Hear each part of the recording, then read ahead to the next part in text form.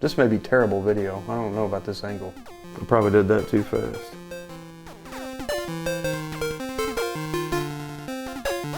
Hey guys, what's up? It's Matt with 86 and I'm taking a look at Corsair's Vengeance RGB RT RAM kit today. This is specifically the 3200 megahertz one. It's a 2x16 32 gig kit, well, at 3200 megahertz. But there's a little bit more to it, so I'm going to break it down and take a look at it. Information on this is particularly scarce, so I did a little bit of the footwork for the people that are interested. A quick note about this particular lineup of Vengeance is I have a feeling, and especially after reading some other stuff too, other people seem to share this feeling. This may be the last DDR4 Vengeance that we see before DDR5 finally debuts, whenever that may be. DDR5 modules have been in production. They're just not mainstream for anything, for any chipset that supports it right now on the consumer level at regular mass production rates. So I guess what I'm trying to say by that is if you're thinking about waiting, I don't think I'd wait. If you want to build now, and I know that that's still not the best time if you're watching this in 2021, around the end of 2021.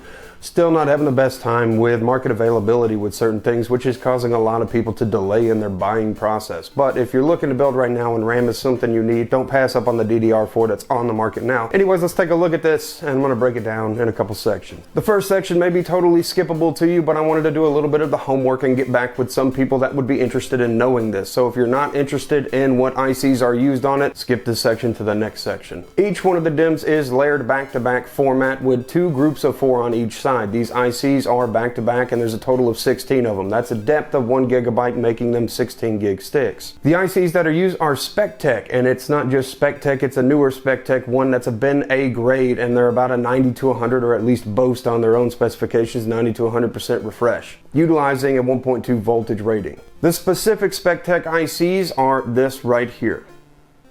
They do support XMP 2.0, which is great so that you have extra low latency when gaming and not so much extra low latency when you're just doing everyday computing and not, working those ICs. Then you can have the profile set on there, but there you go. And just one thing I want to clarify for some people, only because I've heard the question a lot. When you see a specific CPU brand advertised on a box, much like you do here with this, and it says AMD Optimized, and really what does that mean? I wouldn't put a lot of stock into what really that means. It means most likely that they tested it pretty vigorously with gear down mode enabled and disabled to get favorable results with or without it, and let you know right now that with gear down mode the RAM performs exceptionally well with a Ryzen CPU. However, it's fine if you have an Intel build. You're going to be able to benefit from this RAM. So optimized for AMD, well, it's when GDM is enabled or disabled, they're getting favorable results that make it more optimized, and your Ryzen CPU will be able to take far more advantage of higher frequency speeds on higher frequency speeds. Seems wow. I'm gonna leave that one just for all of y'all. Let's talk about iCUE, but not right here. We're gonna swap to another camera and a microphone, and we're gonna go over iCUE a little bit, and we're gonna find out now if it's gotten any better. So let's take a look at using iCUE and seeing if it's just easy. Yes, they all should be addressable RGB lights in here. There are 10 of them on the top that face up into a diffuser, and we're gonna hope that we can set something pretty simply and be done and over with, and not have to worry about learning a new math in order to play with RGB lights, because I know some people are gonna be interested in how are the RGB lights in this, and let's take a look at that too. But most importantly, the hardware of the RAM is already off to a great start. Let's jump over to the other computer and take a look. Now, iCUE has come a long way since I initially looked at it years ago when they first kind of announced iCUE. And I know it's been through some changes since then, so I definitely wanted to take a look at it, because back then it was a headache, man. I did not want to do anything in that if I could avoid it, and 100% just set it and forget it with iCUE.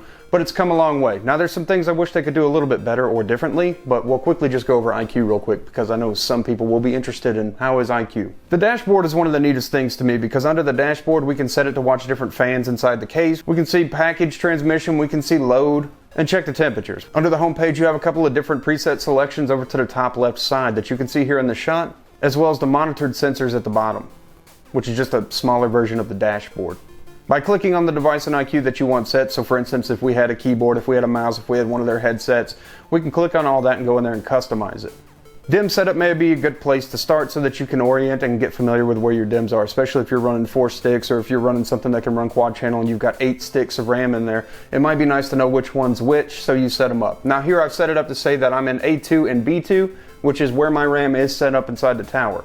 At first it was set up showing that it was A1 and A2, but then all that made me do was open CPU-Z and be like, is there really a problem here? Is it only detecting single channel? Down at the bottom there's some presets that you can go 1, 2, 2, 2, 1 4, 2 4. So in order to fix that, all I did was pick 1 4, and I moved dim 2 to B2 and dim 1 to A2 to represent what I have it set up as in the tower. Under lighting effects, it's pretty simple to go in there and pick your lighting effects. There's all the preset ones that are set up on there. You can set static colors, and you can define your own lighting profile in there. Under the lighting effects, you can select which one you want to do what. So if you want to have a rainbow spiral on one dim, but you want to have a raindrops on the other one, you can set it up to do that.